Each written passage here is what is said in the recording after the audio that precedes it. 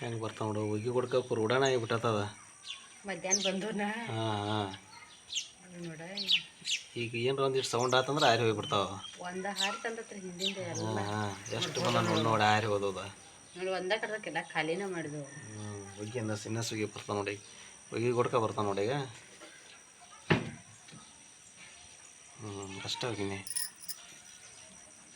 ಬಂದು ನೋಡ ರೂಢಾನ ಆಗಿಬಿಟ್ಟದ. ನೋಡುದು ನಮಸ್ಕಾರ ಸ್ನೇಹಿತರೆ. ನಮ್ಮ ಮನೆಯ ಅಂಗಳದ ಕಿಟಕಿಯ ಬಳಿ ಮರಗಳ ಕೊಂಬೆಗಳಲ್ಲಿ ಚಿಲಿಪಿಲಿ ಶಬ್ದ ಮಾಡ್ತಾ ಓಡಾಡ್ತಿದ್ದ ಪುಟ್ಟ ಹಕ್ಕಿಗಳ ನಿಮಗೆ ನೆನಪಿದೆಯಾ? ಅದೇ ನಮ್ಮ ಗುಬ್ಬಚ್ಚಿ ನೋಡಿ. ಒಂದು ಕಾಲದಲ್ಲಿ ಬಹುತೇಕ ಪ್ರತಿಯೊಂದು ಮನೆಯಲ್ಲೂ ಕಾಣಿಸುತ್ತಿದ್ದ ಗುಬ್ಬಚ್ಚಿಗಳು ಇಂದು ನಗರ ಪ್ರದೇಶಗಳಲ್ಲಿ ಕಡಿಮೆಯಾಗುತ್ತಿರುವುದು ನಿಜಕ್ಕೂ ಚಿಂತೆಯ ವಿಷಯ. ಹಾಗೂ ಹಳ್ಳಿಗಳಲ್ಲೂ ಕೂಡ ಅಂದ್ರೆ ತಪ್ಪಾಗಲಾರದು. ಗುಬ್ಬಚ್ಚಿ ಗಾತ್ರದಲ್ಲಿ ಚಿಕ್ಕದಿರಬಹುದು, ಆದರೆ ಪ್ರಕೃತಿಯಲ್ಲಿ ಅದರ ಪಾತ್ರ ಬಹಳ ಮುಖ್ಯ ನೋಡಿ.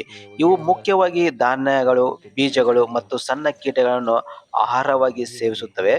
ಗುಬ್ಬಚ್ಚಿಗಳು ತಮ್ಮ ಮರಿಗಳನ್ನು ಬೆಳೆಸುವಾಗ ಸಣ್ಣ ಕೀಟಗಳನ್ನು ಆಹಾರವಾಗಿ ತಂದು ಕೊಡುತ್ತವೆ. ಇದರಿಂದ ಪರಿಸರದ ಸಮತೋಲನಕ್ಕೂ ಬಹಳ ಉಪಕಾರಿಯಾಗುತ್ತದೆ ಅಂತ ಹೇಳ್ಬೋದು. ಗುಬ್ಬಚ್ಚಿಗಳು ಸಾಮಾನ್ಯವಾಗಿ ಮನೆಗಳ ಚಾವಣಿಯ ಸಂದುಗಳು, ಗೋಡೆಯ ಬಿರುಕುಗಳು, ಮರದ ಕೊಂಬೆಗಳು ಮತ್ತು ಇತರ ಸುರಕ್ಷಿತ ಸ್ಥಳಗಳಲ್ಲಿ ಗೂಡು ಕಟ್ಟುತ್ತವೆ ಅನ್ಬೋದು. ಆದರೆ ಇತ್ತೀಚಿನ ವರ್ಷಗಳಲ್ಲಿ ಸಿಟಿಗಳಲ್ಲಿ ಮಾತ್ರವಲ್ಲ, ಹಳ್ಳಿಗಳಲ್ಲೂ ಗುಬ್ಬಚ್ಚಿಗಳ ಸಂಖ್ಯೆ ವೇಗವಾಗಿ ಕಡಿಮೆ ಆಗುತ್ತದೆ. ಇದಕ್ಕೆ ಪ್ರಮುಖ ಕಾರಣಗಳು ಕಾಂಕ್ರೀಟ್ ಮನೆಗಳು ಅಂದ್ರೆ ಹೇಳಬಹುದು. ಹಾಗೆ ಮೊಬೈಲ್ ಟವರ್ ಕೂಡ ಇದಕ್ಕೆ ಒಂದು ಕಾರಣ ಎನ್ನಬಹುದು.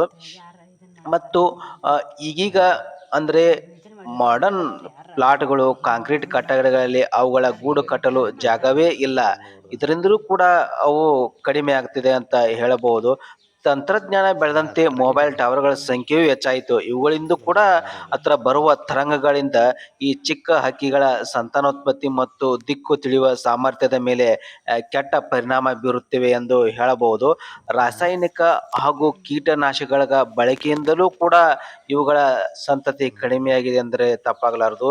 ತೋಟ ಮತ್ತು ಗಿಡಗಳಿಗೆ ಹೆಚ್ಚು ಕೀಟನಾಶಕ ಬಳಸುವುದರಿಂದ ಗುಬ್ಬಚ್ಚಿಗಳಿಗೆ ಆಹಾರವಾಗಿ ಸಿಗುತ್ತಿದ್ದ ಹುಳ ಹುಪ್ಪಟಗಳು ನಾಶವಾಗುತ್ತಿವೆ. ಇದರಿಂದ ಅವುಗಳಿಗೆ ಆಹಾರದ ಕೊರತೆ ಉಂಟಾಗಿ ಅವುಗಳ ಸಂತತಿ ಕಡಿಮೆಯಾಗಿದೆ ಎಂದು ಹೇಳಬಹುದು. ಹಸಿರು ಕಡಿಮೆಯಾಗಿ ತೆರೆದ ಜಾಗದಲ್ಲಿ ಕಾಳು ನೀರು ಸಿಗದೆ ಅದು ಕೂಡ ಕಷ್ಟವಾಗಿದೆ ಅನ್ನಬಹುದು. ಹಿಂದಿನ ಕಾಲದಲ್ಲಿ ಮನೆಗಳ ಸಂದುಗಳಲ್ಲಿ ಸುಲಭವಾಗಿ ಗೂಡು ಕಟ್ಟುತ್ತಿದ್ದವು. ಆದರೆ ಇಂದಿನ ಆಧುನಿಕ ಕಟ್ಟಡಗಳಲ್ಲಿ ಇಂತಹ ಜಾಗಗಳ ಕಡಿಮೆಯಾಗುತ್ತಿರುವುದು ಅವುಗಳ ಸಂಖ್ಯೆ ಇಳಿಕೆಗೆ ಒಂದು ಪ್ರಮುಖ ಕಾರಣವಾಗಿದೆ ನೋಡಿ ಸ್ನೇಹಿತರೆ. ಪ್ರತಿ ವರ್ಷ ಮಾರ್ಚ್ 20 ಅನ್ನೋ ವಿಶ್ವ ಗುಬ್ಬಚ್ಚಿಗಳ ದಿನ ಎಂದು ಸಹ ಆಚರಿಸಿ ಜಾಗೃತಿ ಮೂಡಿಸಲಾಗುತ್ತದೆ ಅನ್ನಬಹುದು.